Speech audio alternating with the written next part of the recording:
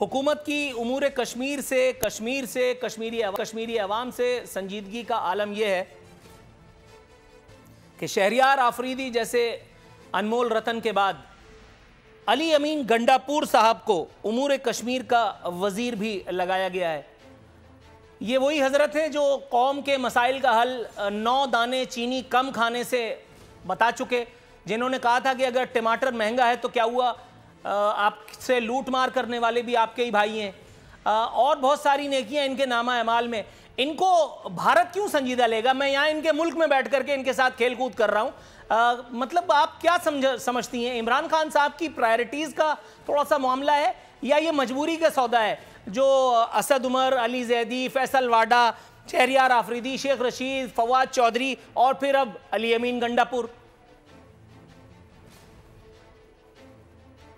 دیکھیں، prime minister جو ہیں وہ لیڈر آف دی ٹیم ہیں اور کشمیر کاز جو ہے ان کے دل کے بہت قریب ہے، اور انہوں نے اپنے آپ کو کہا ہے کہ میں خود اس کا سفیر ہوں اور میں پوری دنیا میں کشمیر کاز کے لیے جا کے لڑائی کروں گا۔ تو اگر انہوں نے اپنے ٹیم میں سے کسی کو منتخب کیا ہے تو ظاہر ہے کہ وہ اس کی پرفارمنس کے اوپر بھی نظر انہوں نے رکھی ہوئی ہوگی، اور ان وزراء کو پرفارم بہت کچھ اچھے بھی کر رہے ہیں، اور جو نہیں کرتے ہیں پھر وہ ان کو پھر ظاہر ہے اس کا خمیازہ امور کشمیر کے وزیر علی امین گنڈاپور ان پرٹیکولر آپ کے خیال میں اچھی چوائس ہیں، اچھا پرفارم کر رہے ہیں؟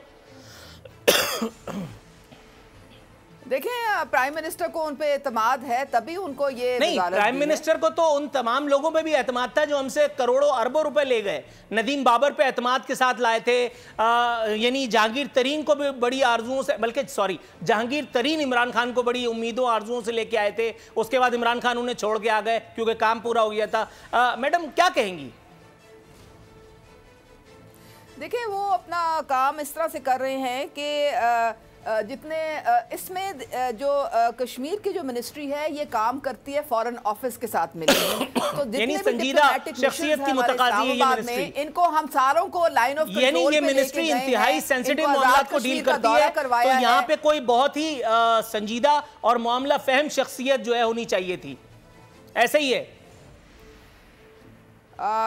وہ دیکھیں اپنا کام کر رہے ہیں، پرائم منسٹر کے کوئی ادراک ہے، وہ اس کا مطلب ان کو اطمینان ہے، تبھی وہ اس منسٹری میں ابھی تک موجود ہے۔ میڈم، عمران خان صاحب کے اطمینان کا پیمانہ کیا ہے، ذرا میں جان سکتا ہوں؟ میں حقیر پر تقصیر، یہ عمران خان اکیلے ہی مطلب پورے ملک کو چلا رہے ہیں اکیلے ہی؟ آپ بھی ہنس رہی ہیں، عمران خان تو اس سے وہ بلا وجہ عمران خان نے کھڑے ہو کر کے کہا ہے کہ پورے پاکستان میں سب سے اچھا پرفارم کیا ہے عثمان بزدار نے۔ عثمان بزدار کو میرے سامنے بٹھا دیں، 5 منٹ میں ان کو فارغ کر دوں گا۔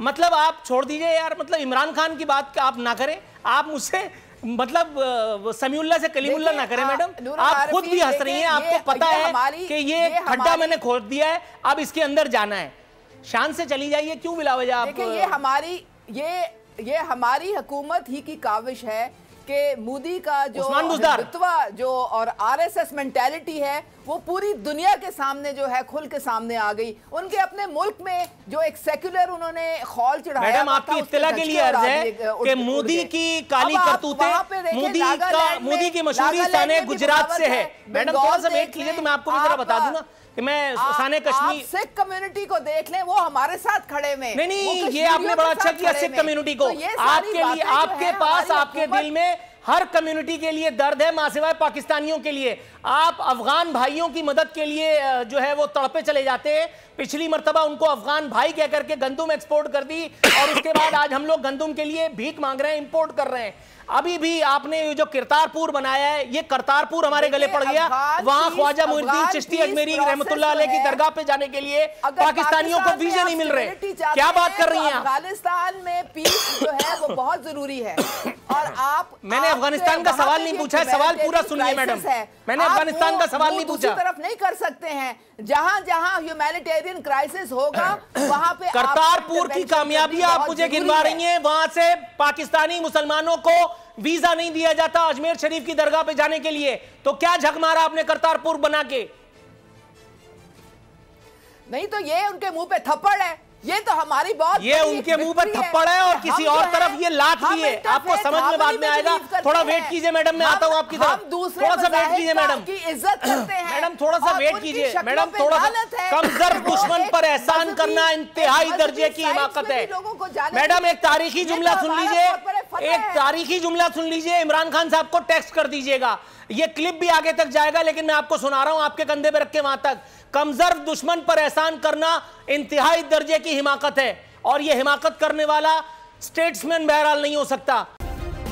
سبسکرائب کریں اور بیل دبائیں تاکہ کوئی خبر رہ نہ جائے.